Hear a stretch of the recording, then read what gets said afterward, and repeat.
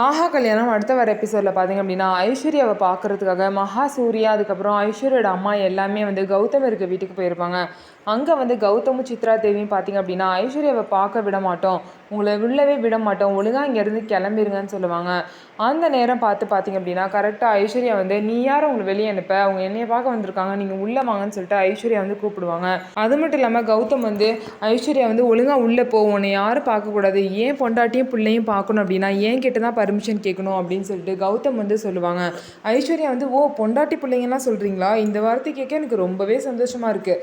ஆனால் எங்கள் வீட்டிலேருந்து என்னை யாராவது பார்க்க வந்தால் அவங்கள பார்க்கக்கூடாதுன்னு சொல்கிறதுக்கு உங்களுக்கு எந்த உரிமையும் இல்லை அப்படின்னு சொல்லிட்டு ஐஸ்வர்யா சொல்லுவாங்க. உடனே கௌதம் இது ஏன் வீடு, என்னை மீறி உன்னை பார்க்க வந்தாங்க அப்படின்னா நான் போலீஸ்க்கு கால் பண்ணுவேன்னு சொல்லிட்டு கௌதம் சொல்கிறாங்க. என்ன அடி வாங்கினதெல்லாம் பத்தாதா, திரும்ப அடி வாங்கணும்னு சொல்லிட்டு அவங்க எல்லாத்தையும் மிரட்டிட்டு ஐஸ்வர்யாவும் பார்த்தீங்கன்னா அவங்க ஃபேமிலி மெம்பர்ஸை உள்ளே கூட்டிகிட்டு போகிறாங்க. ஸோ கௌதமை பார்த்தீங்க அப்படின்னா எப்படியாவது திருத்தணும் அப்படின்னு சொல்லிட்டு ஐஸ்வர்யா ஒவ்வொரு வேலையாக பண்ணிட்டு இருக்காங்க. ஸோ இது எல்லாமே சக்ஸஸ் ஆகுதா அப்படிங்கிறத பொறுத்திருந்து பார்க்கலாம். நம்ம வீடியோ உங்களுக்கு பிடிச்சிருந்தா நம்ம வீடியோவை லைக் பண்ணிக்கோங்க, மறக்காமல் நம்மளோட சேனலை சப்ஸ்கிரைப் பண்ணிவிட்டு பாருங்கள்.